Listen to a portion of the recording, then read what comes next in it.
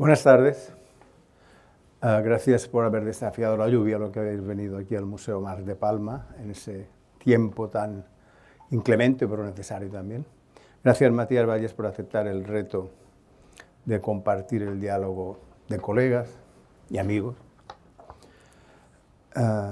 Es columnista, articulista, una firma, es reportero, es un periodista.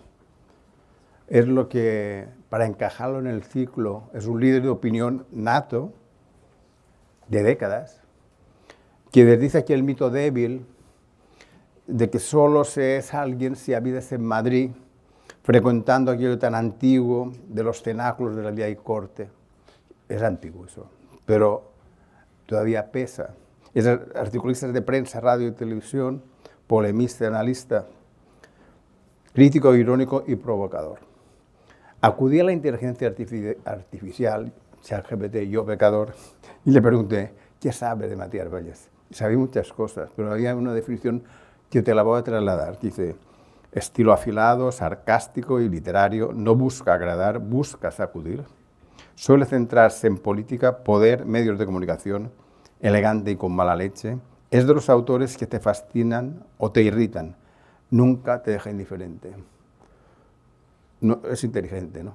Es muy peligroso, ¿no? Si esto lo puede lograr ya una máquina de nosotros, me sentiría, pues sí, me sentiría retratado. Antes que nada, por supuesto, quiero el capítulo de agradecimiento. No voy a agradecerle a Andreu Manresa, porque históricamente, desde hace décadas, como dice él, el gran dilema, uno de los grandes dilemas del periodismo baleares, pero ¿son amigos, son enemigos? ¿Cómo se llevan estos, no? ¿Cómo se llevan? Yo he recibido muchas llamadas, y supongo que él también, de personas que nos conocían a los dos diciendo, oye, ¿cómo estás ahora con Andreu? ¿Estás bien? ¿Nos podemos invitar a los dos a comer juntos? Y creo que también mucha gente nos ha invitado, él hace mucha más vida, no social, más vida periodística que yo, pero mucha gente nos invita a los dos como para decir que no haya uno sin que esté el otro, que no quedaría bien.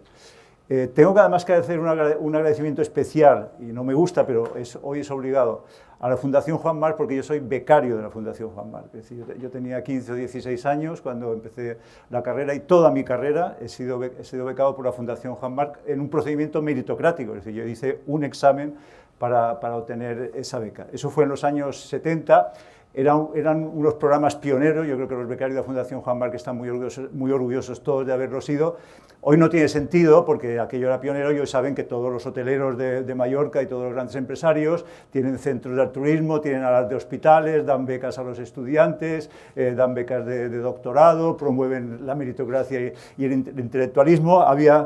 Decía Estrabón, ¿no?, que en los tiempos históricos una ardilla podía recorrer toda España yendo de árbol en árbol, ¿no? Pues ahora mismo una ardilla que la soltaran en Mallorca iría de ala de hospital hecha por un hotelero a la facultad construida, por supuesto gratuitamente, por un constructor, y así sucesivamente. Y ya, para acabar con lo que es de luego esta introducción demasiado larga, es que claro, yo entiendo que muchas veces ustedes, nosotros, acudimos a un acto de este tipo y pensamos que los presentes, en este caso concreto, dicen, bueno, no ha estado a la altura de las expectativas, pero claro, es que en mi caso no estoy a la altura de mi retrato. ¿Qué va a decir? ¿Qué hemos visto? Hemos ido a ver un señor con un retrato, se nos presenta aquí un señor, no sé, 10, 15, 20 años mayor, que el pobre ni siquiera da la talla del mito, de los datos que puede recoger la inteligencia artificial. Digo que gracias por estar, y apostillo a tu comentario, somos amigos, nos llevamos bien, nos vemos poco, te leo o te escucho, y no tenemos, digamos, puntos de vista exactos en todo, y hemos competido periodísticamente, y me gustaría continuar compitiendo por la noticia, lo cual no es óbice para haber compartido grandes conversaciones con Carlos Fuentes, me acuerdo, o con Maruja Torres, o con tantísima gente con la que hemos coincidido. Es que hay un punto de partida, ¿no?, en el periodismo. El ciclo se llama Líderes de Opinión. Por supuesto, yo tengo que denigrar de partida la palabra líder, es decir, no me consideraría líder de nada. Al revés, yo es que si alguien me siguiera, entonces le desmentiría para que se fuera de detrás de mí. Es un poco lo que ha sido siempre mi carácter. Pero, y esto sí que creo que lo comparto en ocasiones con Andreu, estamos todos aquí, yo también, por lo que llamamos artículos de opinión, y por las opiniones, y por las veces que nos ha molestado y que nos ha ofendido, que ha ofendido a gente que conocemos, a gente que amamos, etcétera. Pero en realidad, Andrés y yo, el gusanillo que tenemos es el de la información, y ese es mucho más difícil de transmitir. Tom Wolfe, cuando empezó en las redacciones, que tenía 20 años, decía, es que vienen aquí la gente de 50, de 60, la de nuestras edades, y siguen los tíos aporreando la máquina y buscando y entrando en contacto con sus contactos, y dices, pero ¿por qué hacen esto? Pues porque ese gusanillo, el regusto de obtener una información que nadie ha dado antes, eso es algo que para los periodistas que lo hemos tocado, que no hemos llegado directamente, digamos, ya a la opinión, pues eso es insustituible. Es verdad, como decía Cebrián, que fue pues, jefe de Andreu Manresa, yo creo que ha sido jefe de todos nosotros, pero bueno, jefe de Andreu Manresa y desde luego capital. Yo no estaría trabajando en un periódico o en radio si no hubiera existido Juan Luis Cebrián, eso está clarísimo. Juan Luis Cebrián decía, todo el mundo pide información, ¿no? Todos cuando nos preguntan, no, a mí lo que me molesta es que me den sus veredictos, yo quiero que me den la información, dice, pero luego todo el mundo lee la opinión, es decir, todos leemos la opinión que nos puede ir a favor, que nos puede ir en contra, y el gran cambio que se ha producido en los últimos años, no que se ha producido, sino que se está produciendo, y me gustaría interpelarles un poco a ustedes si les pasa, es que antes leíamos todas las opiniones, es decir, voy a poner otro ejemplo, Antonio Asensio, otro editor clásico que sería comparable a los Rupert Murdoch actuales, ¿no? Estos vamos a decir... Expropietario del Mallorca. Propietario del Mallorca, editores sin conciencia, ¿no? Pero es decir, yo hago Interview, que fue un gran éxito, y que era una gran revista que yo compraba, por supuesto, yo compraba Interview, y allí publico lo que yo quiero leer. Y eso es una lástima, porque hoy en día los que deciden lo que publicar o los que decimos lo que escribir, no siempre escribimos o publicamos lo que queremos leer. Entonces nosotros nos íbamos a Interview y leíamos a Emilio Romero al lado de Santiago Carrillo y de Álvarez Solís, que era otro comunista, y de Francisco Umbral, y decía, ¿cómo aceptábamos esto que hoy no lo aceptamos? Hoy se acabó. No se lo puede permitir ni el New York Times. Cada vez que el New York Times publica un artículo conflictivo, ha de pedir perdón, vamos a cancelar, no nos identificamos con lo que se ha publicado, no lo leímmo suficientemente, no se debería, aquí no se puede publicar ningún artículo que vaya en contra de una línea, por ejemplo, demócrata, woke, se publicó un artículo en el New York Times en el primer mandato de Trump, que apoyaba una medida de Trump, ni siquiera a Trump, una medida de Trump de que en un momento dado, si la situación se hacía insostenible en lo que supone el desorden ciudadano, ya saben lo que está pasando ahora, pues se podía contemplar la hipótesis de que intervinieran fuerzas armadas. Solo por publicar esto como sugerencia, por supuesto, sin ningún poder decisorio, se barrió a todo el equipo, a todos los directivos de opinión del New York Times, se acabó, y esto lo que está haciendo, está creando, es medios y periodistas, pues claro, cada vez más monopolares, cada vez, la palabra polarizado la verdad es que no sé ni lo que significa, pero sí cada vez más orientados, y entonces los que escuchan o siguen a Federico Jiménez Los Santos solo van a seguir a Federico Jiménez Los Santos, y que no se aparte, y los que siguen a la izquierda igualmente. Déjame coger al vuelo tu tesis, es decir, un antiguo cronista y político y amigo que fue Josep Melià, padre, que era columnista, el primer cronista político del país, del diario Mallorca, durante muchos años, y también de Destino, dijo, me han contado los veteranos del periodismo de Madrid de que para tener simpatía y empatía con los lectores tienes que reiterar muchísimas veces el mismo artículo, porque el lector se cree que lo que lee es lo que él piensa. No es enrevesado, es decir, tú lees tantas veces lo mismo que crees que es lo que tú piensas. Yo lo he meditado muchas veces y al final todos caemos en el mismo argumento. Y era Melià que era un tío listo. Y hemos llegado al momento en que cada uno pues, piensa lo mismo siempre en todos los artículos que escribe. Y ahora vamos con la figura más controvertida del momento en nuestro país, que sin duda es Pedro Sánchez. Hay articulistas que son buenos articulistas, yo eso no lo discuto, con una prosa solvente, pero perfectamente preparados, que además estudian los temas, que habrán escrito 200, 300 artículos diciendo que Pedro Sánchez se ha acabado, que Pedro Sánchez se tiene que ir, que Pedro Sánchez... Claro, es complicado, ¿no? Pero así 200 o 300 y siguen, y mañana el artículo volverá a ser lo mismo, o sea, haya un apagón, haya un tren, haya una ley que no aprueba el Congreso, exactamente igual. antes las posiciones eran más controvertidas, incluso en los radicales. Yo pienso en los dos grandes articulistas otra vez, como nos va a pasar casi siempre, del periódico de Andrés, ¿no? Del País, Manuel Vázquez Montalbán y Eduardo Arteglen. Solo cuidado con una cosa, cuando murieron, la dirección del País dio un respiro. Que bueno, vamos a homenajearlos, vamos a celebrarlos, pero no, hoy no hay un Arteglen ni en el País ni en ningún sitio, y tampoco hay un Vázquez Montalbán en este tipo de prensa, serían apartados. Pero siendo con unas condiciones donde Vázquez Montalbán era militante del Partido Comunista y Arteglen tenía también una historia, por cierto, con evolución desde posiciones más franquistas a posiciones absolutamente progresistas, pero muy marcada, no eran repetitivos. Hoy parece que sí tienes que serlo, tienes que marcarlo, y esto es una decisión que tomamos nosotros como lectores. Si ahora aquí si quiere alguien darme la peor, ahora le voy a dar a usted la peor noticia que tiene. Se acabó su carrera de periodista. Usted, a partir de que salga de esta sala donde estamos todos, no vuelve a escribir un artículo y no vuelve a aparecer en la radio. Veo ahí a mis responsables en la radio, y desde luego mucho menos en una pantalla. Bueno, hombre, pues sí, pues me sabría mal. Ahora, como alguien me dijera, ¿usted no vuelve a leer un periódico? Entonces eso sí que me hundiría totalmente y me sumiría en una depresión irresistible. Es decir, todos queremos participar. Yo no he sentido que escribiendo en un periódico sea ni más periodista ni tenga una figura distinta que la que tenía leyendo periódicos, que nunca la abandonaré y que la prefiero 100 veces más a la de escribir. Pero es una lástima que en este sistema hoy todo funciona por la cancelación. Es decir, yo nunca jamás he escrito una carta o un comentario a un periodista que me ha interesado. Yo lo que le agradezco al periodismo es que he podido leer a los mejores periodistas del mundo. Haber leído a Gore Vidal, que para mí es un periodista, es extraordinario. Haber leído a los grandes italianos, a Scalfari, tener un premio compartido, otra vez con el periódico de Andrés, compartido no, un premio que ha tenido Jean Daniel, pues para mí Jean Daniel, que vivió 100 años y hasta esa edad hacía los mejores artículos. Te vas a comer todas mis preguntas. Que se han hecho. Porque estoy en ello. No, pero la diferencia que les quiero dar es esa radicalización monopolística que se da ahora. Y cuidado, no soy neutro, esa favorece a la derecha, porque el que acaba expulsando al cuerpo extraño es la izquierda. Esta misma semana, yo mañana hago un artículo con una figura impresionante que no todos conoceremos, que yo descubrí por casualidad, y que es Héctor de Miguel, ¿no? Héctor de Miguel hacía un telediario cómico. El telediario cómico lo inventa un cómico americano que es extraordinario, que se llama Jon Stewart, que se jubiló, lo hacía el The Daily Show, y ha vuelto ahora solo para hacer el anti-Trump.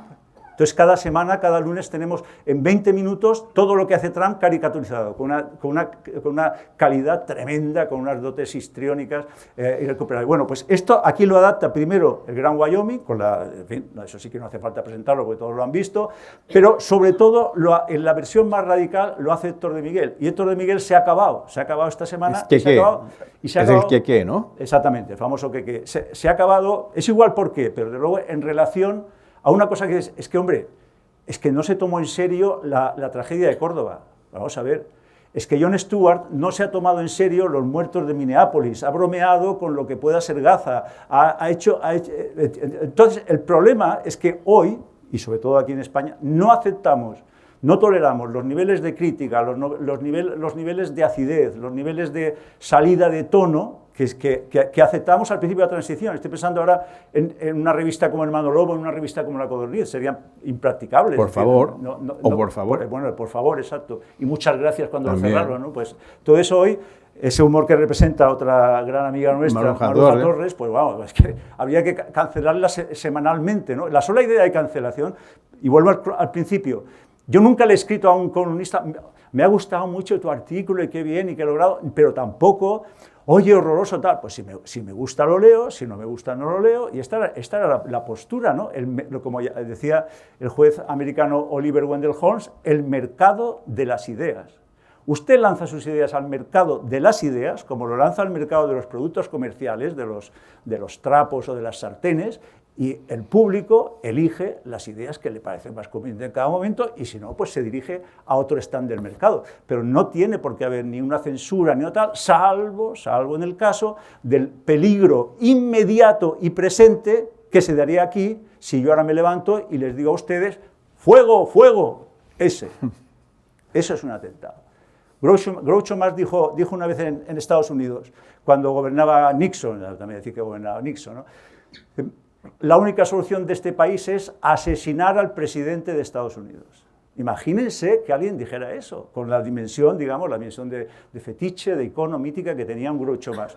¿Qué dijo el abogado de la Casa Blanca de Nixon? No de un progre como Obama o Clinton, sino de Nixon. Dijo, bueno, nos parece que este señor es un payaso y las ideas que pueda tener él sobre a quién hay que matar o no tienen la mínima importancia, por tanto, no nos preocupa. Hoy no. Hoy habría que cancelar a Groucho Marx, rastrear en su vida privada, ver si eran los familiares, qué ha hecho con sus hijos, etc. Todas estas dimensiones, yo estoy totalmente con la exigencia. La exigencia hoy a la hora de escribir es mucho más grande que hace 20 años. Yo intento, desde luego muchas veces sin ningún éxito, ser más riguroso, documentarte más, que las citas sean exactas, comprobar, utilizar la inteligencia artificial no para escribir. No siempre. No para suplantar, pero para déjame escribir. un momento. Sí, dime. Podrás volver a la universidad si te dan plaza. Porque Matías Vallés Terrades, que tiene una rama vinculada al periodismo gráfico y al baloncesto, que también fue baloncista. Está aquí en primera fila. Matías Terrades, que está en primera fila, una vieja gloria del periodismo fotográfico de Mallorca. Es licenciado en químicas. Fue profesor universitario, pionero de la Universidad de las Islas Baleares, creador en el sentido de la Junta, jugador de baloncesto, ya lo he dicho, y escribe desde siempre en el Diario de Mallorca. Habla en la SER con Carles Francino. Fue premio Ortega y Gasset del País por los vuelos de la CIA Airlines con Marisa Goñi y Felipe Armendari. Publicó un libro muy útil que es sobre los personajes que han pasado por Mallorca en la época histórica reciente, turística básicamente. Y después tienes otro libro para atrás, ¿no? de artículos, publicado por Guillem Picornell. Mira, yo empecé en el mundo del periodismo en el Diario de Mallorca, por cierto, tú todavía eres más joven, no habías llegado, y pensaba al salir de la universidad que sería comentarista de política internacional. Utopía de periodista tonto. ¿Y por qué? Porque había en Formentera, a mitad de los 70, un periodista llamado Juan Ramón de la Cruz, que en internet solo hay un artículo suyo sobre Estados Unidos, de los años 70. Y Juan Ramón de la Cruz, habitualmente hippies como hippies, escribía antes de internet, antes de los ordenadores, de la televisión por satélite, no tenía móvil, evidentemente no había móviles, era un Robinson. Y razonaba sus temas de política internacional gracias a su conexión de onda corta de las grandes radios públicas, la BBC, Radio France Internacional. Y seguía el mundo desde la radio y escribía 2 veces por semana un análisis de política internacional. Yo solo le vi una vez. Él iba a la barca de Ibiza o iba a Ibiza, lo enviaba al sobre por correo su artículo, y después le utilizaron porque tenía el carnet como director de la revista UC, donde coincidieron Pilar Bonet y Rafael Pascuet. Esa utopía del periodista que mira al mundo desde la periferia total, que era Formentera, sin ver a nadie más que lo que él sabe y lo que interpreta, lo que le emiten, es una idea, digamos, periférica y que rompe el discurso monolítico que ahora sería muy difícil de entender. Y esto hay una larga tradición, incluso en Baleares. Flora Lewis, que era la mayor articulista del New York Times de política, o sea, la voz de política del New York Times, estamos hablando de los años 80, 90, que no había ni internet, ninguna posibilidad de contacto, más que el diario de papel y las televisiones, lo que llamábamos las televisiones, ¿no? Y hacía la información desde Menorca, ¿no? Que dices que cómo es posible. Y entonces yo llego al periodismo con esta fascinación por la Mallorca extranjera. Yo hoy odio a los turistas, soy turismófobo militante, y la academia me ha hecho un favor extraordinario porque ha entrado la turismofobia como palabra, ya es una palabra que se puede utilizar en el castellano cervantino, pero le ha dado una definición magnífica. Dice, la turismofobia es la aversión a los turistas, cosa que todos entendemos, por el daño que el turismo causa al medio ambiente o a las condiciones de vida de los habitantes del territorio. Es decir, yo en esto soy turismófobo, 100% turismófobo. Es decir, un turista me pide una dirección, se la doy equivocada, no tengo ningún problema. Les miro mal, todos los suecos de los que estoy rodeado les miro mal, con mala cara. Ellos me han mirado mal antes, es decir, son ellos los que nos están mirando mal y nos pretenden expulsar, ¿no? Mallorca es una isla que comercia con su cuerpo, eso cada cual le da la interpretación que quiera, eso es tradicional, me parece que no hay muchas dudas al respecto, pero yo llego desde esta fascinación extranjera de ir al cine del terreno que hacían las películas en inglés, de una cultura totalmente norteamericana, despreciando toda la gran base cultural, por ejemplo, que tiene Andreu en lo que son los autores mallorquines en todos los respectos, y eso. Y lo que te ofrecía esa Mallorca, o eso lo ofrece sueco-alemanes, era una dimensión cosmopolita extraordinaria. Ha citado Andreu el premio Ortega y Gasset que nos concedió su periódico. Hay una escena muy curiosa de aquel premio que nos da la idea que yo he visto en el periodista. O sea, el periodista no es la proximidad al poder, el periodista es darse cuenta de que el poder es mucho peor de lo que pensamos, por supuesto en lo malo, pero sobre todo en lo torpe, sobre todo en lo elemental, en lo infantil, en lo caprichoso. Cuando nos dieron el premio Ortega y Gasset, que vinieron todos, por supuesto, en aquel momento Zapatero, que era presidente del gobierno, pues Rajoy, pues todos los que iban a estos actos del país, el premio lo recogió, éramos tres en nuestro nombre, Marisa Goñi, y habíamos puesto una cuchufleta al final del discurso diciendo: pedimos perdón a los organizadores del premio Ortega y Gasset porque esta será la primera entrega que será grabada íntegramente por la CIA, que era el objetivo de nuestro trabajo. Entonces subimos nosotros a recogerlo y viene corriendo, pero corriendo, o sea, no deprisa, corriendo Zapatero a subir al escenario, que era mucho más difícil, por cierto, que subir a este escenario, y dice: tenéis razón, esto no es una broma, es así, la CIA está grabando, la CIA nos está grabando todo. Claro, el problema de esto no es que te lo diga una persona, uno de nosotros, pues que ya, pues ¿qué vamos a hacer? Pues nos hemos hecho un poco así conspiranoicos y estamos un poco enfermos, no sabemos qué hacer con las tardes del domingo. No, el problema es que te lo diga el presidente del gobierno en ejercicio. Y yo no puedo hacer nada porque bastante tengo yo ya con la ETA y con el terrorismo islámico, pero lo que nos hace la CIA, todo esto. Es decir, es siempre esta proximidad lo que te ha permitido Mallorca. Nuestro libro de la CIA, que aquí han tenido la gentileza de poner ahí en un stand a la entrada, es un libro que ahora que lo compró la Universidad de Yale. La Facultad de Derecho de la Universidad de Yale está este libro. Este libro no merece estar en la Facultad de Derecho de la Universidad de Yale, yo no voy a llamar para protestar, pero no lo merece. Pero sí que nos obliga a discutir este concepto del experto. A mí me ha pasado por última vez en Venezuela y un poco por lo que decía Andrés. No, bueno, usted no hable de Venezuela, usted no ha estado nunca en Venezuela. ¿Usted quién es para hablar de Venezuela? Usted no ha visitado Venezuela. Ya no voy a ampliar el argumento de que el mayor especialista en la conquista española, en la conquista de Hernán Cortés de México, fuera un profesor de Harvard que nunca pisó México y es la autoridad más reconocida. No voy a entrar en esto. Voy a entrar en lo siguiente. Yo nunca he estado en Venezuela, pero yo en Mallorca, sin salir de esta sala, de esta isla que comercia con su cuerpo en la que estamos ahora mismo, he entrevistado a dos presidentes venezolanos. Entonces, si yo he entrevistado a dos presidentes venezolanos, es decir, he estado a solas largo tiempo preguntándoles por toda la realidad de su país, hombre, algo podré decir yo de Venezuela. Se entiende esta dimensión que ha tenido siempre Mallorca. Y yo recuerdo entrevistando al dictador Pérez Jiménez en el Hotel Valparaíso, que estaba en la suite real del Hotel Valparaíso, entonces se puso aquí centrado como en un trono, ¿no? Era un hombre pequeñito, y cuando abrías la puerta te lo encontrabas a él como el dictador, porque quería dar esa imagen, por supuesto ya derrotado. Pérez Jiménez no es solo un dictador militar venezolano, es la inspiración del Otoño del Patriarca de Gabriel García Márquez, que es lo que querríamos todos, ¿no? Nos haríamos dictadores si fuera necesario, seríamos un tirano con tal de que García Márquez nos cogiera como modelo para una de sus novelas. Y esto es lo que había conseguido Pérez Jiménez, ¿no? Si, ya hablando largamente con él hasta que conseguí que me dijera que era un dictador, ¿no? Que reconociera, dijo, bueno, quizás he sido un déspota esclarecido, ¿no? Y luego con otro presidente venezolano, esta vez en el Son Vida, con Caldera, que me acuerdo también una anécdota muy buena de lo que es el poder, ¿no? De lo que consigues solo con esta cosa de poder estar con ellos, y que es muy difícil incluso de reflejar periodísticamente. Estábamos los dos hablando largamente, España, Venezuela, me hizo una comparación muy buena de Venezuela con Mallorca, dice, cuando en Venezuela descubrimos el petróleo nos creíamos que éramos los más inteligentes del mundo y los más ricos del mundo, que es lo que nos ha pasado, lo que nos está pasando ahora mismo también en Mallorca con el turismo. Y entonces en un momento dado, este hombre que tenía 80 años, que había vuelto a la presidencia de Venezuela en un segundo mandato, claro, se le desplaza un poco la corbata que lleva, ¿tá? Entonces viene el director general de Asuntos Exteriores y tal, y le vuelve a colocar la corbata bien centrada detrás. Esto es el poder, esto es el poder. Sí. Tener a un altísimo funcionario que al mínimo detalle que se te altere, él te coloca la corbata.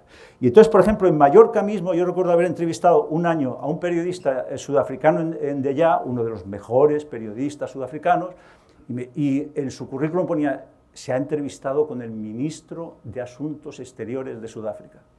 Al año siguiente, yo estaba en Son Vida, a menos distancia de Andrés, de Frederick de Klerk, del presidente de Sudáfrica, que le entregó el poder a Mandela, el Adolfo Suárez de Sudáfrica, que no se puede decir esto de Adolfo Suárez, pero me permitirán la licencia, el Adolfo Suárez de Sudáfrica, que es para mí el auténtico artífice de la transición sudafricana, que por supuesto me dijo él a mí, a esta distancia, que se había inspirado en la transición española.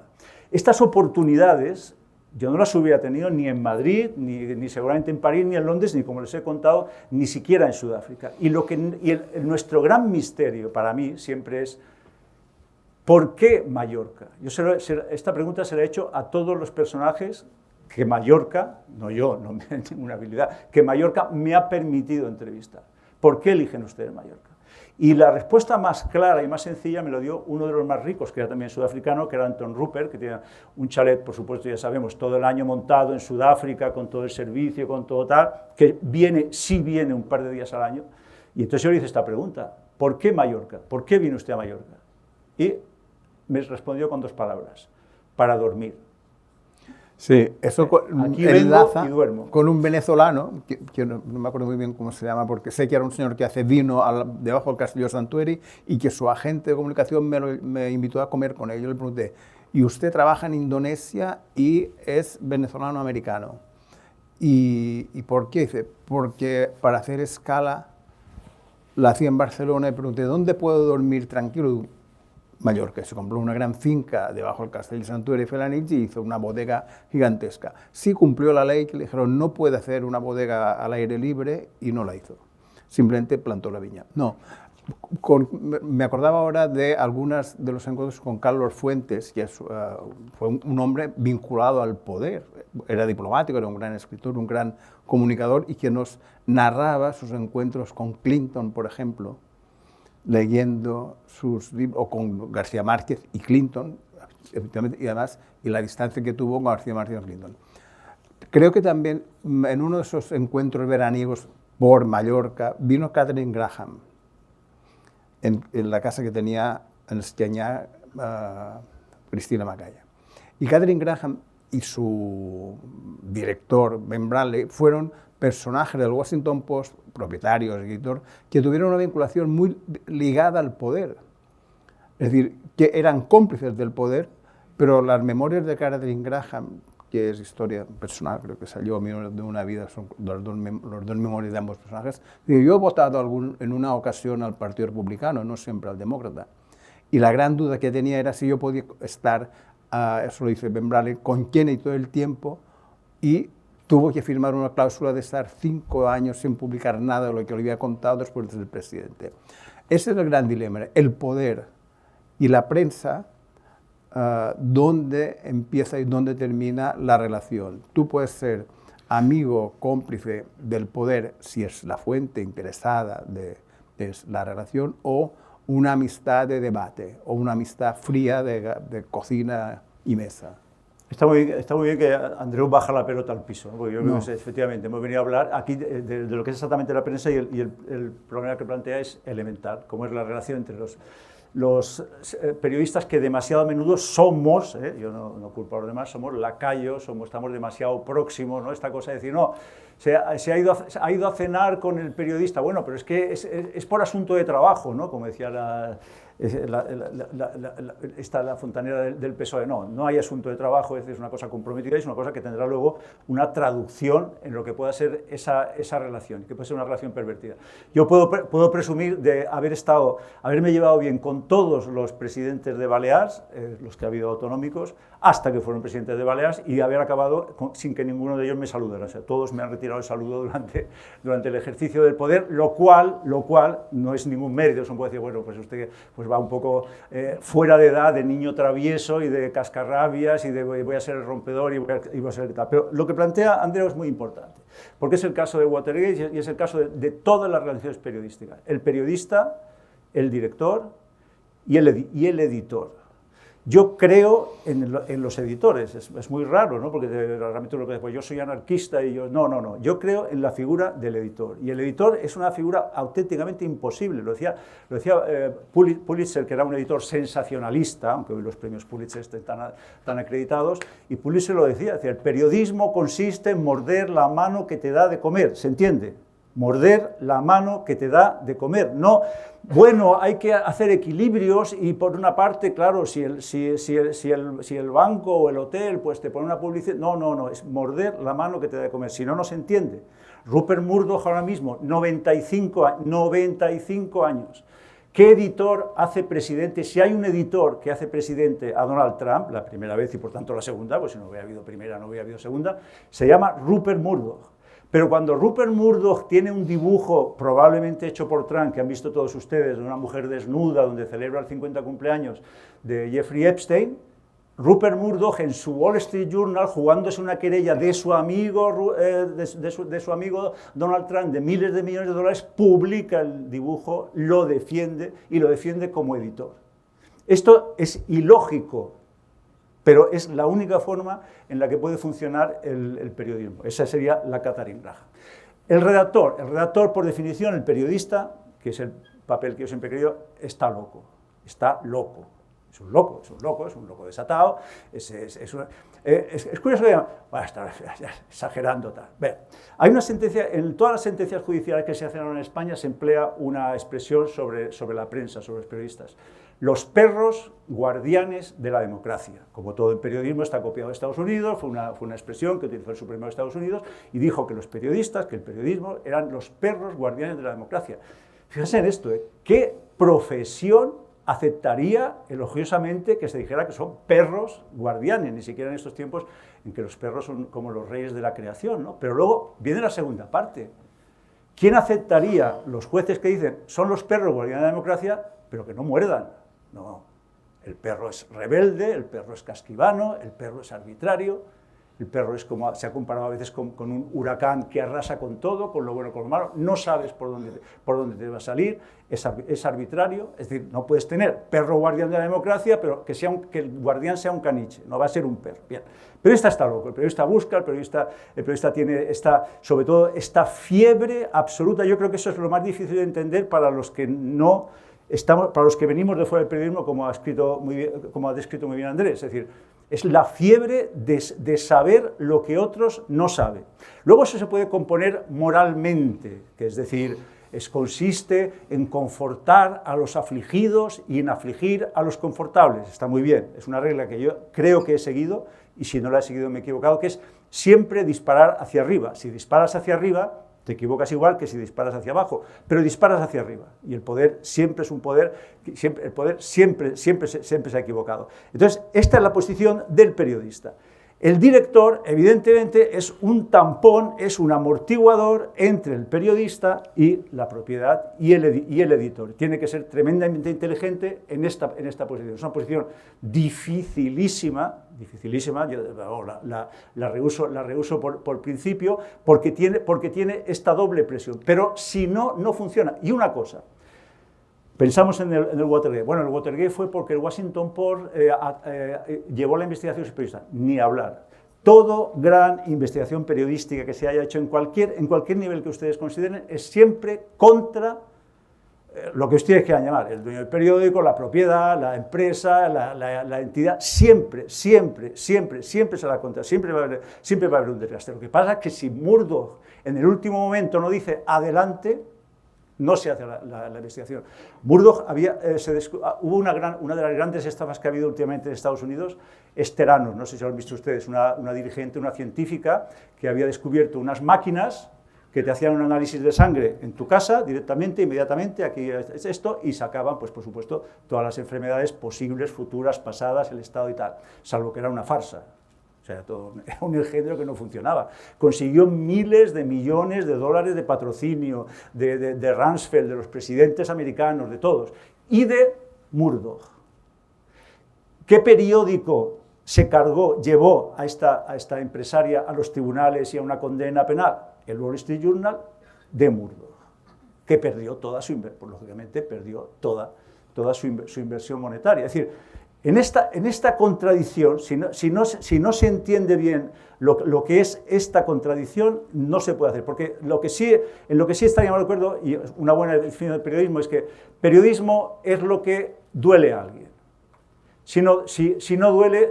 Bueno, también es publicar aquello que no quieren que se publique. Exactamente. Lo otro como se dice muy bien, se llama publicidad. Y luego hay un truco que como estamos aquí en privado, sí lo quiero contar. Si hablas bien de alguien, de cualquiera de nosotros, es decir, si cualquiera de ustedes, bueno, pues tal, y pues, el desarrollo, el trabajo y tal. Claro, los enemigos de este alguien se enfadan, eso que es elemental y evidente. Pero sobre todo se enfadan sus amigos. ¿Qué pasa? ¿Pero por qué? ¿Y ahora por qué dice esto? ¿Por qué habla tan bien? ¿Por qué tiene esto? ¿Y que hace algo? Pues tampoco es para tanto, no sé qué tal. En cambio, si hablas mal de alguien, por supuesto sus enemigos están encantados de que hables mal de él, pero sobre todo quienes están encantadísimos serán los primeros en hacérselo llegar, fíjate lo que ha dicho de ti, cómo se atreve con tal, son sus amigos, con lo cual consigues una repercusión favorable mucho más positiva a lo que has escrito hablando mal que hablando bien. Sí, hablando de líderes de opinión y de editores, un común periodista, común amigo y periodista admirado, que fue Enrique González, que abrió esta serie de los líderes de opinión aquí en la Fundación Marc, dijo que los verdaderos líderes de opinión eran los editores. Él hablaba en visión americana del Wall Street Journal, del Washington Post, La Vanguardia, de cierta manera, y yo no solo repliqué, pero lo razonó diciendo, no, después las redes lo han cambiado, pero los editores son los líderes de opinión porque tienen el peso final o el contrapeso, según tu tesis, de lo que se publica. Documentándome para hablar de una cosa curiosa en esta conversación de líderes de opinión antiguo, Miquel dels Sants Oliver y Antonio Maura. Miquel dels Sants Oliver fue el primer director de La Almudaina, previa del Diario de Mallorca, director de La Vanguardia, gran periodista, gran literato, que tiene muchas calles, muchas plazas y muchos institutos, pero muy poca gente ha leído. Era un gran articulista, bilingüe, básicamente un poeta menor. Entonces, él era maurista y fue un gran defensor de Maura, porque Maura tenía un periódico propio que era La Almudaina, que era de la familia conservadora de Mallorca, primero los Alzamora, después vinculada a los Saras. Entonces Maura dio una gran conferencia en Sallonja, también hemos hablado de Sallonja como gran templo de la arquitectura mundial. Y el joven periodista Miquel dels Sants Oliver, finales del siglo XIX, no pudo coger el discurso preciso, relatado en taquigrafía. Maura se enteró y Maura fue a la redacción de La Almudaina. Y allí, al pie de la máquina, creo que debían tener máquinas de escribir, sí, claro, él le estuvo dictando, corrigiendo y matizando hasta las 4 de la mañana su conferencia. Claro, siempre fue maurista Miquel dels Sants Oliver, era una causa local, una causa justa. Él más publicó un libro que era el caso Maura, cuando Maura fue víctima de una gran campaña de denostación en Cataluña después de la Semana Trágica. Esta fue la complicidad, es decir, desde casi un joven periodista hasta la vejez prematura que murió, fue un maurista. Su sucesor y alumno, Agustí Calvet Gaziel, otro gran escritor, gran personaje de memorias, Memòries en el desert, es un gran libro, publicó La historia de la vanguardia. Él fue el director de La Vanguardia en el cambio de la República, la derecha a la guerra. Y cuenta cómo su editor, que son los mismos de entonces, iba a pactar con los monárquicos y al mismo tiempo con los generales republicanos para intentar vender el periódico. Al cabo de un poco tiempo le dijeron, lárgate que te van a matar unos dos bandos, se fue. Él escribió una historia de la vanguardia, cruda, porque cuenta un poco el perfil del editor, y nunca jamás se volvió a hablar de él, ni ahora casi, ni de sus libros. Es una figura literaria importante. Yo digo, un líder de opinión es Estelrich y su alumno, porque Agustí Calvet Gaziel se refiere a Oliver como mi maestro, quejándose del maltrato que había tenido, relatan los dos la figura de editor. Miguel del Santo Olive pugnó con el editor porque era germanófilo, no era de hereje, y el otro también era, digamos, que quería tener una postura más independiente. He traído a colación esas historias de dos líderes, digamos, que no son solo líderes de la cultura catalana o de Mallorca y Barcelona, sino que tenían el ejemplo de haber trabajado para editores, para los Alzamora y los Salas en Mallorca, y después se fue a Barcelona y estuvo de gran padre del periodismo de los Godó, que siguen todavía excepcionalmente siendo editores. Es una relación siempre de conflicto y no es una relación limpia, ni siquiera la relación del periodista, del que escribe con el lector, que ya no son ustedes ya también son tan periodistas como el que escribe por todo el prodigio de las redes sociales que ha invertido todas las jerarquías, pero la relación no es limpia y además no tiene una solución fácil. Siempre se resuelve un poco desde el punto de vista del coraje. Yo recuerdo Harold Ross, que es el fundador de la revista Time, que es la mejor revista que ha habido nunca, crea la revista de información general que luego hemos conocido y muchas fases del periodismo, pero claro, resulta que su novia pues era actriz de teatro, y claro, esta actriz de teatro pues hizo un estreno de teatro en Broadway, y claro, el crítico de teatro de Time tenía que criticar la obra de teatro en que la protagonista era la novia del dueño del periódico. Póngase usted, por favor, en situación a ver cómo resuelven esto. Y se pueden imaginar la crítica que escribió el pobre crítico de teatro, fascinante, etérea, ha nacido una estrella, tenemos el teatro de Nueva York, ya está salvado para siempre y tal. Se lo entregó al editor, Harold Ross cogió el papel, lo rompió y dijo, venga, no escribas tonterías por una cosa, esta obra no es para tanto. Y le obligó a escribir la crítica real. Claro, ¿estás dispuesto a jugar este papel? Ese es el problema un poco del editor. ¿Estás dispuesto a que la verdad no sea una verdad que exactamente te satisfaga? Y no es limpio, porque en el caso más limpio de todos que citamos siempre, y que hemos hablado, lo ha planteado muy bien Andreu, que es el Watergate, si el director Ben Bradley, a quien todos hemos adorado y también somos periodistas o leemos periódicos, porque hubo un día un Ben Bradley que se cargó al presidente de Estados Unidos, pero es que Ben Bradley era amigo del alma de John Kennedy. Claro. Es que Ben Bradley se estaba vengando de Richard Nixon. Es que Ben Bradley, su cuñada, o sea, la hermana de su mujer, era la amante de John Kennedy. Y iban a la Casa Blanca con ella. Y él nunca publicó que su hermana, ni dijo que su hermana era la amante. Por cierto, y cerrando la historia, como siempre, con el dramatismo típico americano, asesinada o hallada muerta extrañamente en un parque, no se sabe por qué, seguramente porque hubiera podido comprometer la carrera de John Kennedy. Y de todo esto, el cuñado, que es nuestro ídolo periodístico Ben Bradley, nunca lo supo. Por eso para mí no es tanto el problema de decir... yo me acuerdo que en un acto como este, un día me dijeron, a ver, pero usted Vallés, usted nunca se ha metido con Pérez Sampol. Y yo les aseguro que me quedé diciendo, es que no lo sé, yo decía, la verdad, o sea, es que tendría que repasar, hoy lo podemos hacer con internet, pero yo cómo voy a saber si me he metido o no con Pérez. Pero no es el problema. El problema no es si yo me he metido con Pérez Sampol o si yo me he metido con uno, si puedes meterte. Es decir, si todas las personalidades de un Estado pueden estar sometidas a crítica. Voy a poner otro caso en la parte mínima que me corresponde.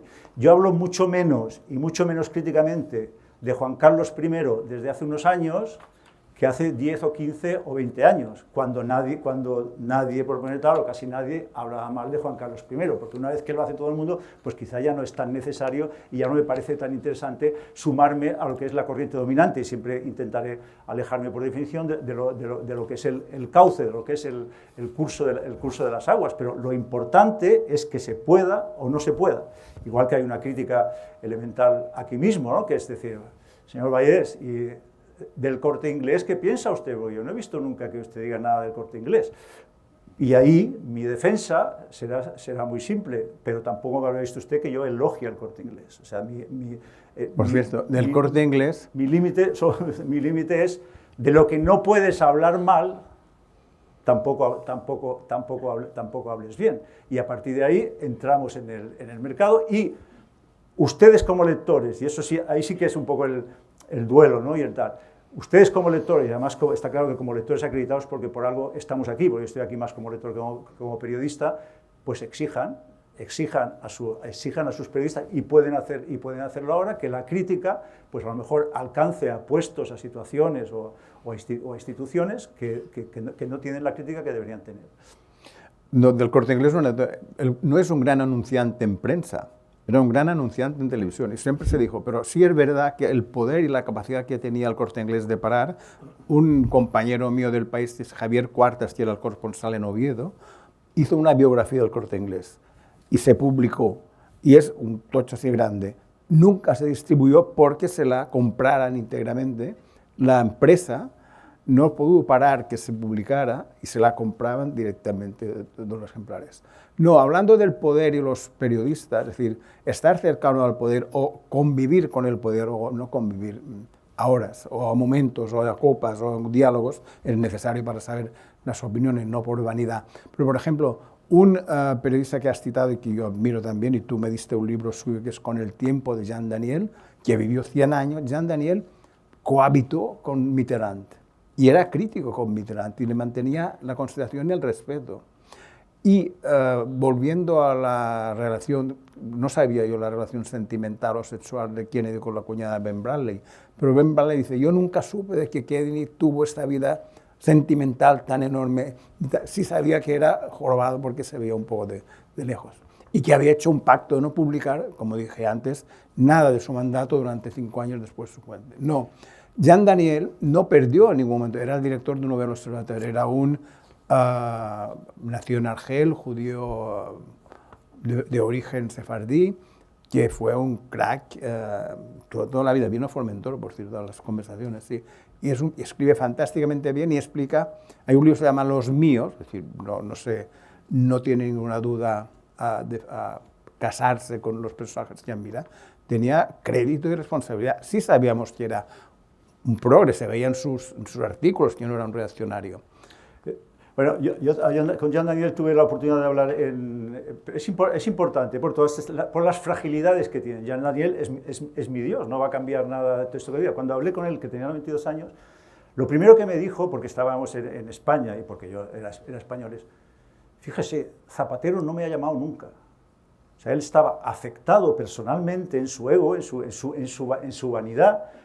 Jean Daniel no necesita Zapatero, pero está claro que aquel Jean Daniel, todos los líderes socialistas le habían llamado. Entonces, yo le pregunté ya directamente, señor, su relación con Mitterrand, que era íntima, que era la misma relación que estamos diciendo ahora con Kennedy y tal, su relación con Mitterrand le hizo en su momento callar cosas de Mitterrand que usted tenía que haber escrito, y me confesó que sí. Dije, pues sí, pues hubo un momento ya rabioso, pues sí, pues me callé cosas. Todo esto es este peligro de las relaciones. Estuvo también en Mallorca con esta versatilidad que nos daba cuando teníamos extranjeros, digamos, de lustre. Estuvo Jim Howland, que era en el Washington Post, era el editor, el papel que jugó Andrés Ferrer tantos años en Diario Mallorca y con tanta brillantez, y es la persona, la brújula del Washington Post, sin necesidad de ocupar un cargo directivo y tal. Y también me acuerdo, hablando con él, me lo explicó muy claro, dice, es muy sencillo. Cuando gobiernan los demócratas, nos escoramos un poco hacia los republicanos. Y cuando gobiernan los republicanos, nos escoramos un poco hacia los demócratas. Es tan sencillo como esto. El problema es que esta brújula que oscila, señalando siempre al norte de la crítica, se ha atascado.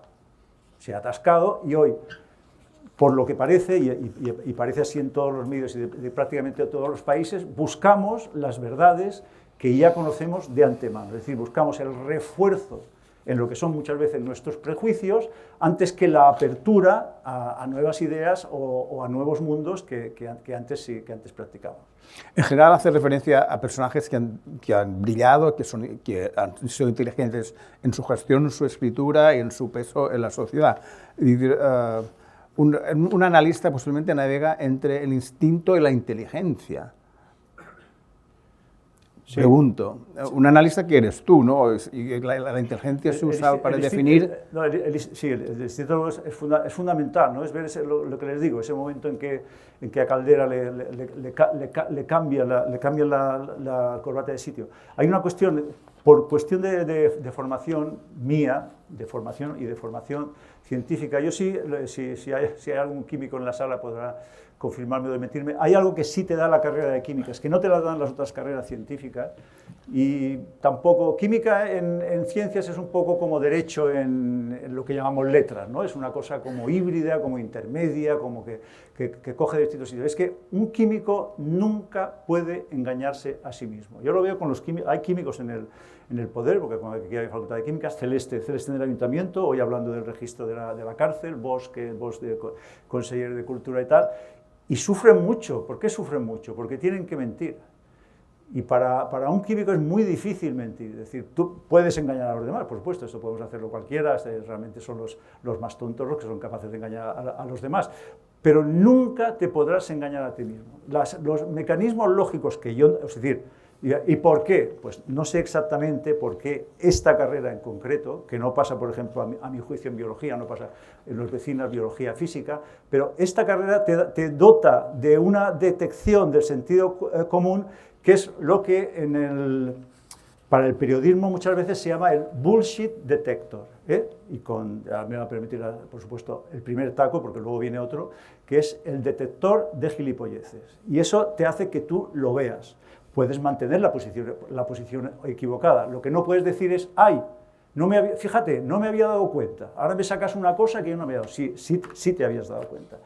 Y, como digo, la postura del periodista del base, del perro guardián que ha de ladrar y ha de morder, porque si no, no se sabe exactamente qué tipo de perro guardián es, la daban muy bien, y me lo ha dado a mí en todas mis entrevistas con el poder, los manuales de la prensa anglosajona, que decían que cuando tú haces una entrevista, normalmente con un poderoso, porque es la línea, vamos a decir, la línea más habitual, a cada pregunta que haces, tú tienes que plantearte, pero así directamente, ¿por qué me está mintiendo este hijo de puta? Así cada vez, ¿eh? Me puede decir la hora, ¿por qué este hijo de puta me está mintiendo? Me puede decir cuándo va a estar, ¿por qué este hijo de puta? Y así, esa es la postura, y digo, de los manuales. Y cuando la abandonas, y yo la he abandonado muchas veces, la entrevista decae, es basura y no tiene sentido. ¿Por qué?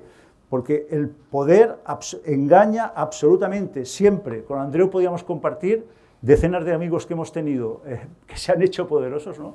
Con un carguito, como se dice ahora, ¿no? con una dirección general, con una consejería, con lo que fuera, y de repente cambian totalmente. Pero hay una cosa que yo quería introducir, porque si no, igual no la entendemos. Es decir, aquí somos dos periodistas mallorquines que sumamos muchos años, muchas décadas.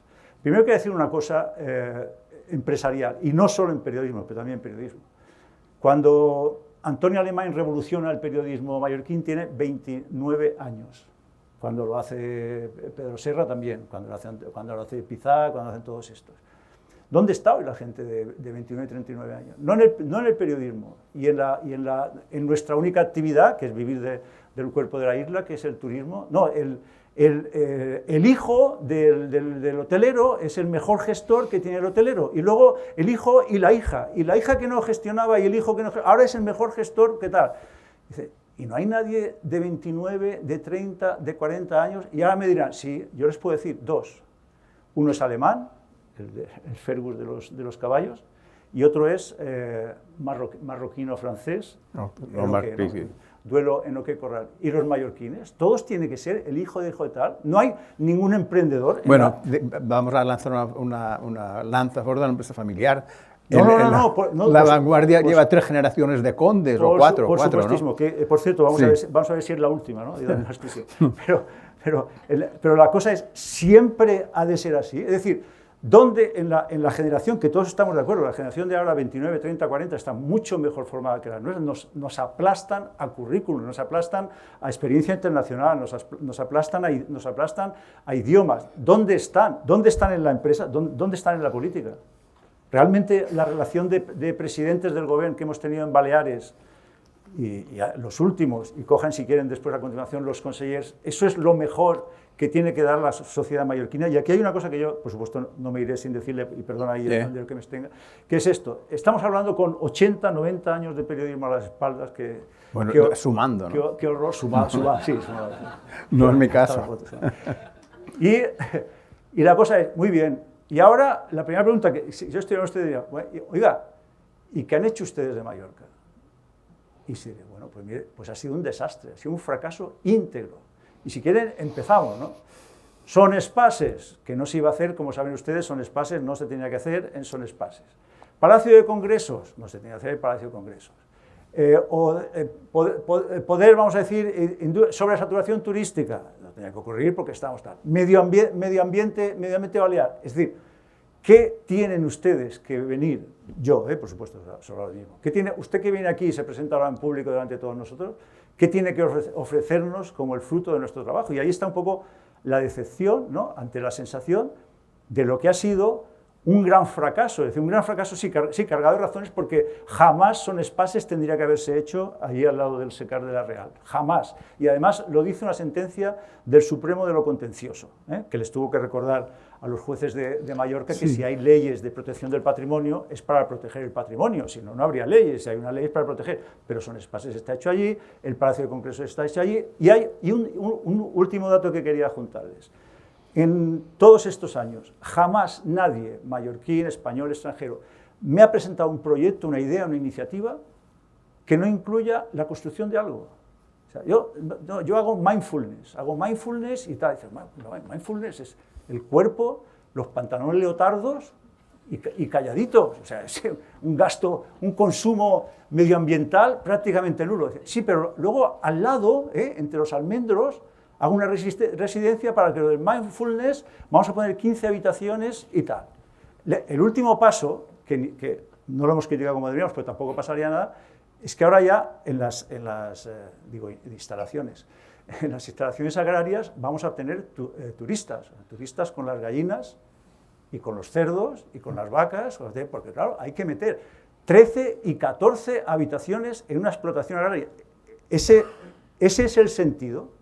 El alquiler turístico tiene dos cosas. En el concepto estricto, por cierto, como para que no nos pase como en Bradley, yo tengo familia que hace alquiler turístico, porque esto siempre, no, pero bueno, tiene allí un primo que hace, no, pues por supuesto, bueno, lo tenemos todos.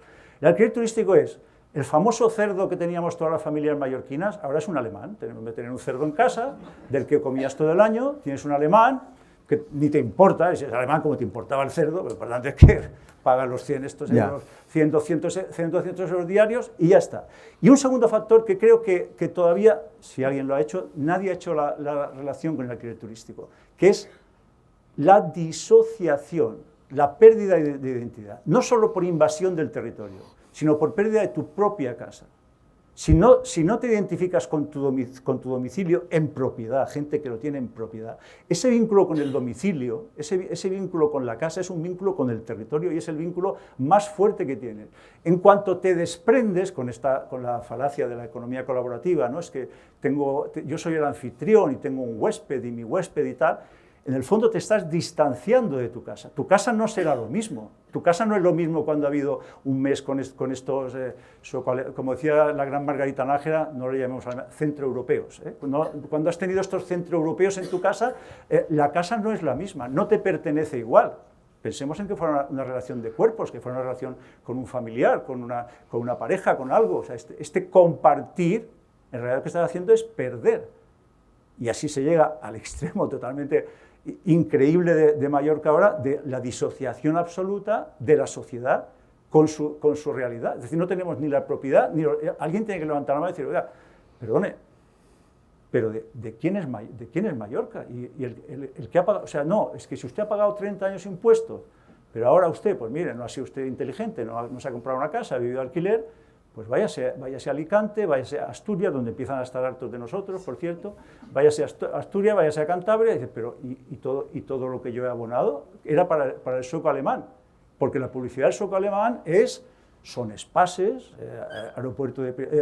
hospital de primera línea, el aeropuerto Son Sant Joan, uno de los mejores de Europa, la comunicación, 15 minutos de la playa, ¿no? ¿Y eso quién lo ha pagado? ¿El que ha comprado o los anteriores para que este llegue? La publicidad de los hoteleros masiva, no sale el hotel, no sale la calle del hotel, de ahí de Campicafort o del Puerto de Alcudia, aquellas reediciones de Magaluf de la playa de Palma, no, sale la punta de Namer, sale Streng, Mira, déjame introducir una cuña que es un éxito de la sociedad y también del periodismo, que es la Punta Anamé no està construït, Ostrai no està construït, Cedrogoner no está construït, la Serra Tramuntana no está del todo destrozado. Por ahora. Por ahora, porque ha habido medios de comunicación que han canalizado la presión de la sociedad y los ecologistas concretamente, y después por articulistas, opinadores, Ferret, Sebastià Bert, Xavier Pastor,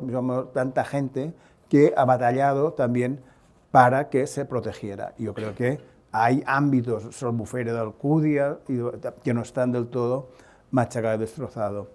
No hablamos de periodo, hablamos, digamos, de un retrato, digamos, duro. Efectivamente, Mallorca es otra Mallorca, los periodistas tenemos muy poca capacidad de influir, tenemos capacidad de explicar, y los datos a veces no son el relato, finalmente, ¿no? Matías, ¿cómo te organizas para poder tener 4 ventanas distintas casi cada día por la mañana, 2 artículos al día, la tertulia de la radio, el debate del cara a cara con el inefable Alarcón, sí, los martes y los miércoles? ¿Cómo te organizas? He hablado antes de Gore Vidal, que para mí, aunque para muchos de nosotros también, por supuesto, es escritor, para mí, antes que nada, es periodista. Y Gore Vidal decía, su filosofía era muy clara, decía, yo como hacia afuera para no comer hacia adentro. Entonces yo odio el mindfulness, lo pasaría muy mal con el mindfulness, ¿no? De enfrentado a mí mismo, y entonces un poco lo que haces es devorar hacia afuera para no tener pues un poco que consumir también, es decir, es eso. Y luego hay una situación.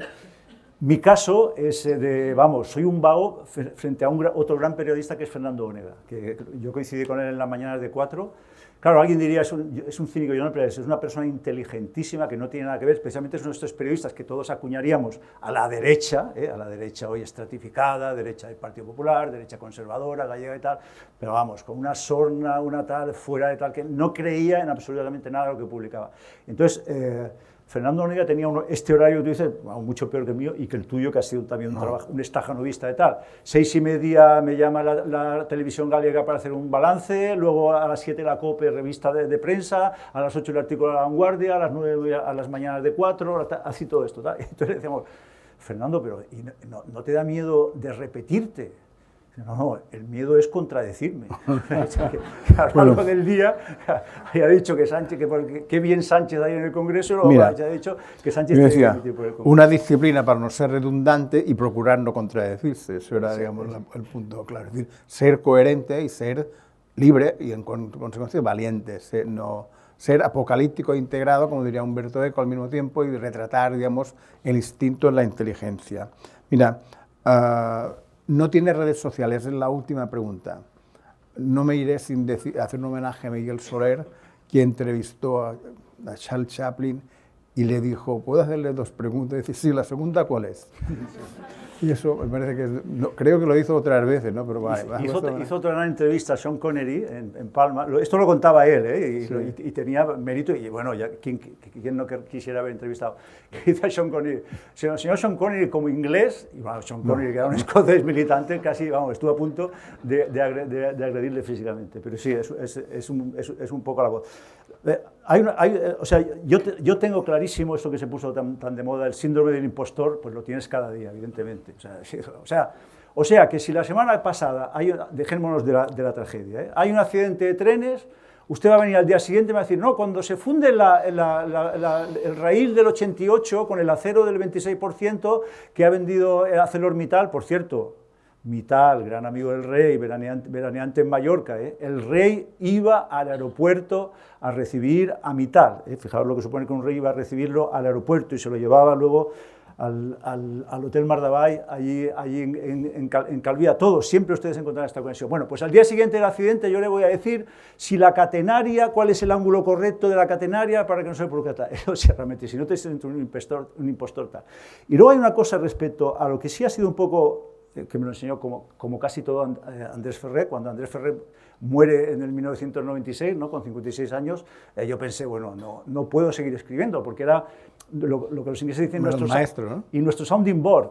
Nosotros le comentábamos una cosa, él nunca nos desmentía, nunca nos obligó a nada, era el perfecto liberal, pero tú veías incluso por la mirada o cómo levantaba la barbilla, uy, no, en esto no vamos bien. Entonces, lo que decía Ferret, que sigue siendo cierto, es lo siguiente. Los periodistas sabemos el 10% de lo que pasa, el 10%, es decir, no presumamos, es muy poco, y publicamos el 10% de lo que sabemos. O sea, que en realidad estamos publicando o estamos dando, incluso ahora con toda la fiebre de las redes, el 1% de lo que pasa. O sea, fíjense todo esto que se llama materia oculta, energía oculta en el universo, pues lo mismo que ocurre en el universo, la mayor parte de la información sigue estando oculta. Muy bien. Entonces yo tomé esta ecuación de Ferret y dije, o sea, que los periodistas publicamos el 10% de lo que sabemos. Vale. Pues yo voy a publicar el 13% de lo que sé. Publicando el 13% de lo que yo sé, yo arriesgo un 3%, paso de un 10 a un 13%. No es un riesgo que me juegue una puñalada, ¿no? Paso del 10 al 13%. Pero el lector, el receptor de la información, por el canal que sea, el espectador, el oyente, pasa de recibir un 10 a un 13, es decir, que gana un 30%.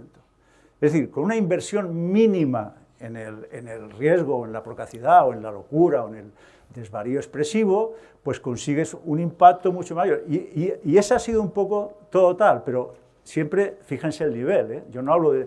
Y vamos a llegar al 30%, no, vamos a llegar al 3%, es decir, si teníamos motivos para estar preocupados antes del periodismo, por decirlo así, después del periodismo, los motivos todavía sí. Y después del periodismo serán las redes en las que tú estás ausente, digamos, como activista, me imagino que no como espectador. Es que yo creo, o sea, fíjense, es que como lo acontecido todo, creo totalmente en la jerarquía. Es decir, yo quiero un director, un Andrés Ferret, que me diga, es que esto de hoy, no sé, ya has escrito de esto, tal cual, estás amortizado. Nuestro amigo Miquel Barceló me decía, estás amortizado, ya sabes lo que vas a escribir. O sea, proyecto de 10 pisos en tal, artículo de Matías Vallés en Día de Mallorca, La sociedad enloquecido, no sé cuánto y tal. Lo grave es cuando te lo dice Vicente Grande. Vicente Grande, quien todos ustedes recordarán, porque fue uno de los grandes prohombres y constructores de esta isla antes de que se hundiera, y entonces ya hoy no lo conocemos, es muy mallorquín, ¿no? ¿Quién es Vicente Grande? No he oído hablar nunca de él. Vicente Grande me llamaba al periódico y me decía, Matías, he presentado un proyecto, todavía no has hecho un artículo en contra, ¿cuándo te vas a ver en contra? Es decir, existe esta situación un poco de lo previsible. Entonces, yo te digo, yo creo muy bien lo de las redes, muy bien ahora hay un fenómeno que se llama Substack, en castellano unamuniano, o Substack, que es donde están los mejores periodistas del mundo. Yo no estoy, por tanto puedo decir que están los mejores periodistas del mundo, también muy buenos de España, que se han, por decirlo así, independizado, deslocalizado, jubilado. Seymour Hersh, el más grande, 88 años, no se pierdan el documental de Seymour Hersh que ha hecho Laura Poitras para ver lo que es verdaderamente periodismo de investigación. Todos estos están en Substack, publican allí, si se hace rentable, pues reciben el tal. Es un sistema como vamos a decir, sin estas jerarquías, pero yo creo en las jerarquías, creo en el editor que esté lo suficientemente loco. Y por eso me duele que no haya jóvenes que estén suficientemente locos para iniciar un medio de comunicación. Por supuesto también en el director que se pasa 12 y 14 horas diarias en la redacción sin salir, como lo contaba el otro día Pedro J, que es otro de los que... No lo has citado todavía, ¿no? No está en tu lista, pero ¿sabías que lo iba a citar? No, pero sigue activo. Sí. Dice, Pedro J, total discrepancia, respeto. Pasé un día por la... Tienes la escena extraordinaria con una... Tú has creado una gran frase de Pedro J. Sí. Pedro J le dice a Ágata Ruiz de la Prada, sí, que en ese momento es su esposa, es que Ágata tiene la mala costumbre de creerse todo lo que publican los periódicos. Esto lo dice Pedro J de tal, como diciendo quién sería tan loco de esto. Bueno, es igual. Pedro J sale un día a la calle con su pareja y está en un semáforo y ve que el semáforo pita. Y dice, oye, este semáforo ha pitado. Dice, Pedro, hace 30 años que pitan. Y dice, es que yo no había salido a la calle en 30 años. Esto te da más la esencia de lo que es un director de periódico, no un redactor, sería un mal redactor, pero un director de periódico, que todo lo que hemos dicho. Y yo creo todavía, respondiendo a la pregunta de redes sociales, creo todavía en esta estructura. Muy bien.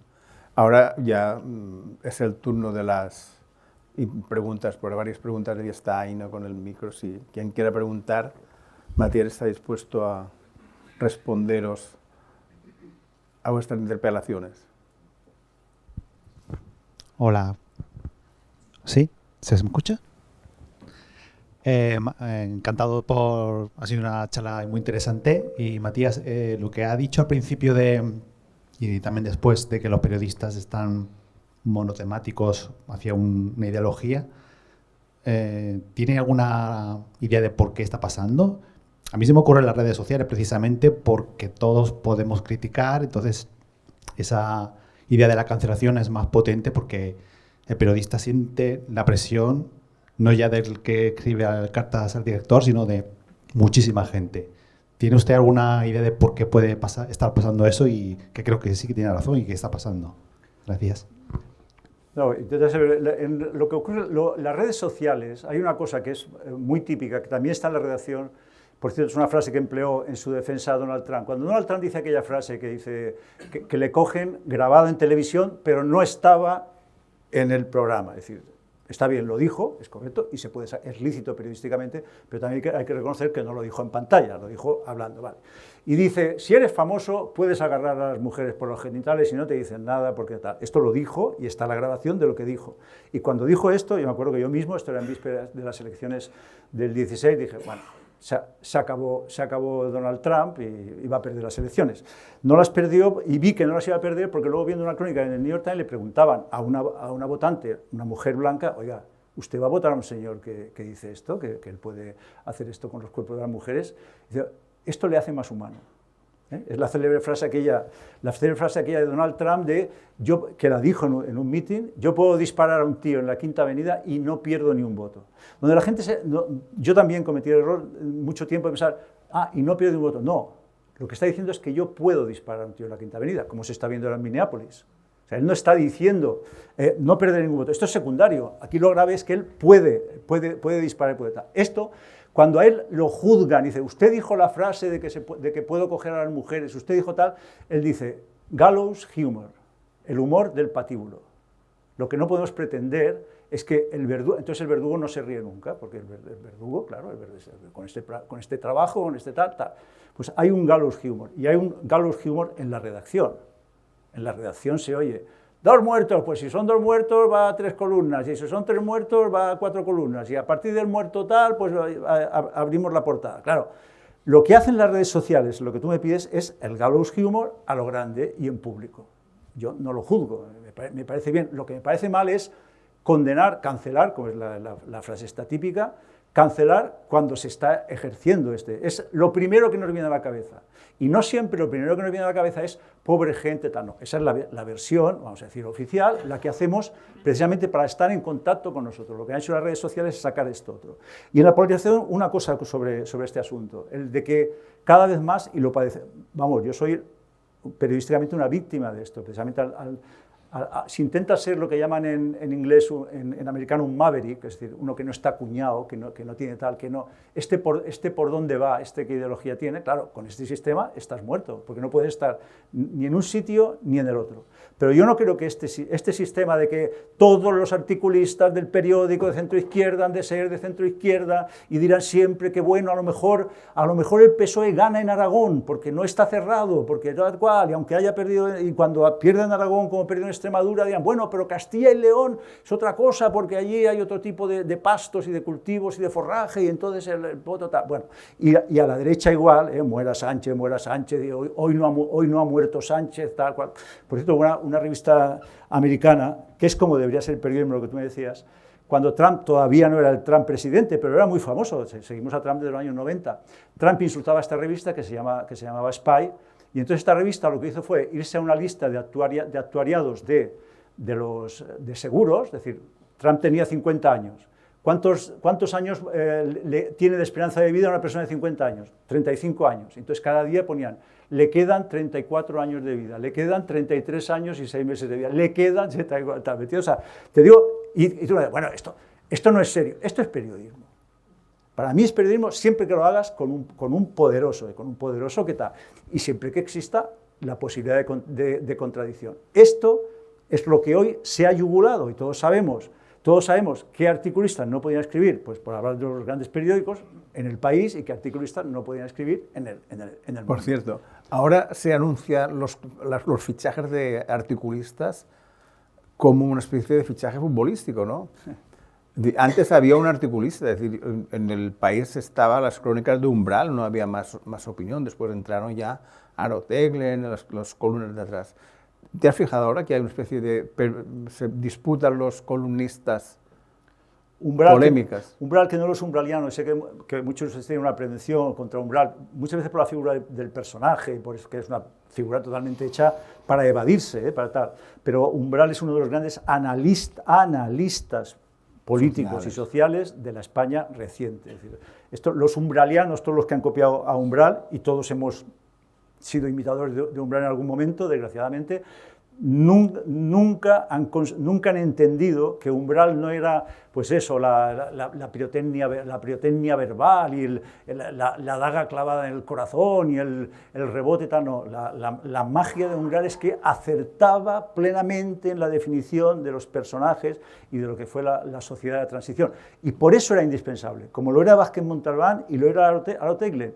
Y siempre recuerden esto, en general, no eran cómodos para el sitio donde escribían. Y entonces aquí viene la gran contradicción, que es un poco lo que está guiando, yo veo este encuentro, que es, pero vamos a ver, usted dice que usted quiere un director, y que quiere un editor, y que quiere tal, pero luego sabe que no va, que en fin, hombre, presidente, el hotelero, tal, el catedrático, vamos a, no, tal.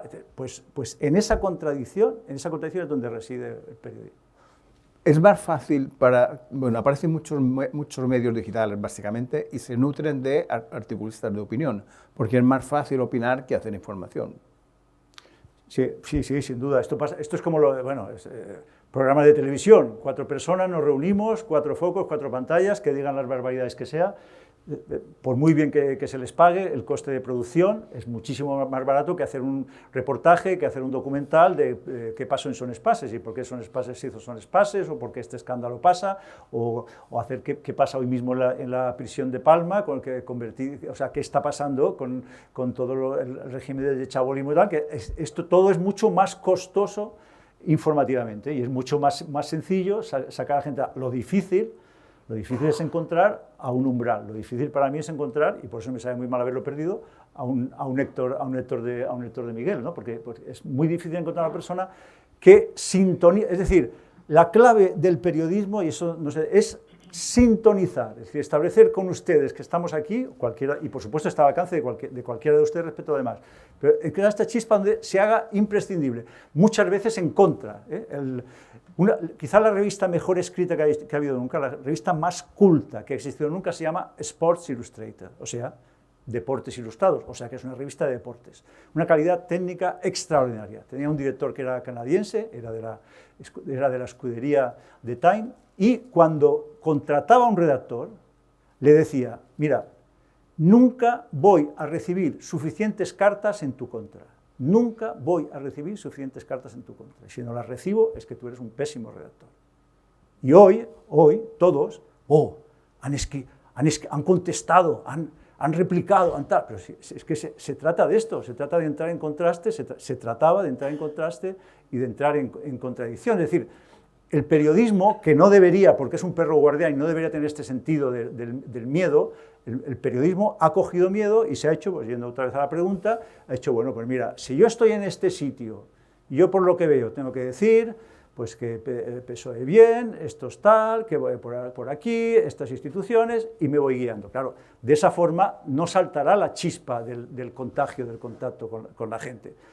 A su manera, todos tenemos esclavitud y ellos también, pero muchos nombres que hemos citado, Umbral, Horacio Sáenz Guerrero, Gaziel, en un momento dado han sido independientes y han traicionado a su clase.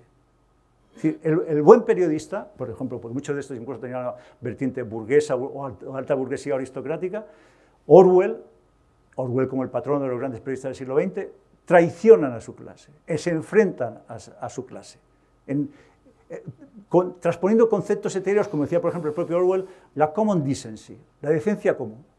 no es de corrupción, no es de si usted dice, no es de si, no, pues es más corrupto, no, es la decencia común. ¿Qué se hizo de la decencia común, ¿no? Y eso es un poco lo que para mí, bueno, es el caso, es decir, en Mallorca en nuestra Mallorca, totalmente, es una planta industrial, toda la isla a pleno funcionamiento y vamos hacia 365 días al año, pues claro, common decency, pero ¿de verdad se atreve usted a plantear esto? Bueno, en el cuarto minuto de mindfulness, pues me repetiré esta expresión 2 veces a ver si se agiliza mi respiración, ¿me entiendes? Pero siempre el periodista ha de ser traidor para empezar a los suyos, y si no, no será un buen periodista. Como esta expresión yo reconozco que hoy es inaceptable, pues no podemos seguir, y ahí está uno de los problemas graves que tiene ahora mismo el periodismo.